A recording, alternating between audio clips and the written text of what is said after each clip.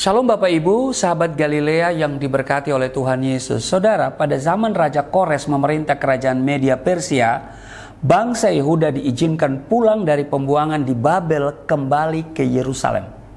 Pada zaman itu juga ada orang-orang dari kerajaan Asyur migran ke Israel dan menetap di sana. Mereka menganut kepercayaan nenek moyang mereka, yaitu menyembah dewa-dewa, tapi juga menganut agama bangsa Israel, yaitu percaya kepada Yahweh.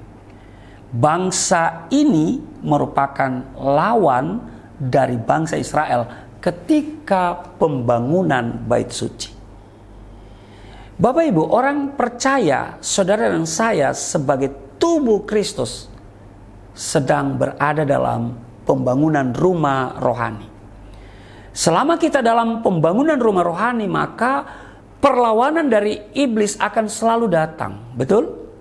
Iblis membuat berbagai tantangan sehingga kita terhalang untuk membangun rumah rohani kita.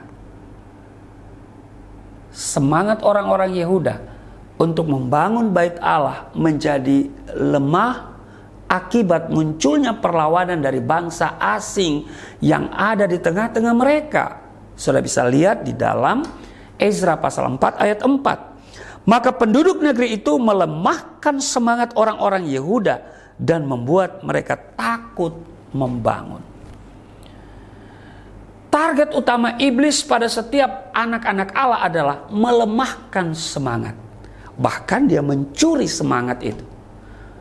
Semangat untuk beribadah, semangat untuk berdoa, semangat untuk membaca dan mendengarkan firman Tuhan, semangat untuk berkorban, ya, semangat untuk melayani, ya. Saudara, iblis mungkin saja membisikkan di telingamu, engkau boleh beribadah tapi gak usah semangat. Engkau boleh saja melayani tapi gak usah semangat. Dia merampas semangat itu. Dia melemahkan semangat yang ada padamu. Dan dipastikan ketika kita tidak lagi bersemangat, maka segala sesuatu kita kerjakan tidak maksimal. Pembangunan bait Allah menjadi terhenti karena semangat lemah. Di ayatnya yang ke-24 di Ezra, pasalnya yang keempat.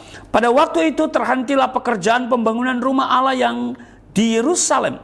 Dan tetap terhenti sampai tahun yang kedua zaman pemerintahan Darius, Raja Negeri Persia. Saudaraku yang kekasih, semangat merupakan unsur yang sangat-sangat penting dalam pembangunan rumah rohani. Ada orang Kristen yang membangun rohaninya mengalami stagnasi karena semangat lemah. Karena itu di dalam Amsal pasalnya yang ke-18, ayat yang ke-14 dikatakan, orang yang bersemangat dapat menanggung penderitaannya. Saudara, kalau baca di dalam Ulangan pasal 20 ayat 1 sampai ayat yang keempat, Musa mendapat pesan dari Tuhan bahwa apabila bangsa Israel keluar berperang dan ternyata kekuatan musuh lebih banyak, maka Tuhan berkata, jangan kamu takut. Oleh sebab itu, setiap bangsa itu mau maju berperang, maka seorang imam harus maju dan berbicara serta menyampaikan kata-kata yang menguatkan. Satu kunci untuk memulihkan dan menjaga semangat adalah sering mendengarkan perkataan-perkataan dari imam. Pertanyaannya ialah, siapakah imam itu? Saudara, kita tahu bersama bahwa imam besar kita adalah Yesus Kristus. Tapi juga para hamba-hamba Tuhan adalah imam-imam. Apalagi kalau saudara lihat di 1 Petrus pasal 2 ayat 9, bahwa semua orang percaya adalah imamat yang rajani. Amin. Berarti saudara dan saya harus membiasakan diri untuk memberikan kata-kata yang positif dan menguatkan, baik untuk keluarga, untuk saudara-saudara yang lain, juga teman-teman seiman. Kita tidak boleh menghakimi, kita tidak boleh menjatuhkan, tetapi kita harus saling mendorong. Amin. Nah, setiap orang percaya harus memiliki roh yang menyala-nyala. Roh yang menyala-nyala adalah semangat yang berkobar. Semangat yang lemah perlu dipulihkan. Semangat Zerubabel Bupati Yehuda dan Yosua Imam Besar dipulihkan melalui firman yang disampaikan oleh Nabi Hagai. Nah, kita lihat Nabi Hagai berkata di dalam Hagai, ya, pasalnya yang pertama pada ayatnya yang ke-13 dan 14. Dikatakan, maka berkatalah Hagai utusan Tuhan itu menurut pesan Tuhan kepada bangsa itu, demikian, aku ini menyertai kamu, demikianlah firman Tuhan. Ayat 14, Tuhan menggerakkan semangat Zerubabel bin Saltil, Bupati Yehuda, dan semangat Yosua bin Yozadak, Imam Besar, dan semangat selebihnya dari bangsa itu. Maka datanglah mereka lalu melakukan pekerjaan pembangunan rumah Tuhan semesta alam, Allah mereka. Saudara, semangat seluruh rakyat juga dipulihkan oleh Tuhan. Ini menarik. Setelah semangat seluruh bangsa Yehuda dipulihkan, maka pembangunan bait Allah dilanjutkan kembali.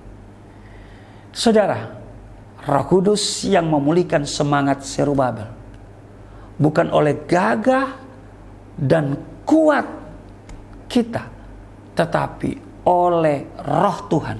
Demikian tertulis dalam Zakaria 4 ayat 6. Di Roma pasal 12 ayat 11 dikatakan, biarlah rohmu menyala-nyala dan layanilah Tuhan. Tuhan Yesus memberkati. Mari kita berdoa. Terima kasih Tuhan, kami diingatkan untuk tidak patah semangat. Dan biarlah roh kami senantiasa dipenuhi oleh Roh Kudus, sehingga dengan demikian semangat kami pun akan berkobar. Roh kami menyala-nyala, bukan karena kuat kami, bukan karena gagah kami, tetapi semua karena Roh Tuhan.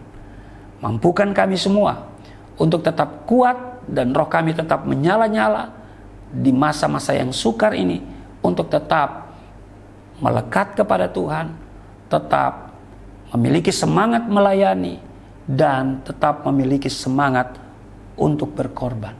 Di dalam nama Tuhan Yesus, haleluya, amin.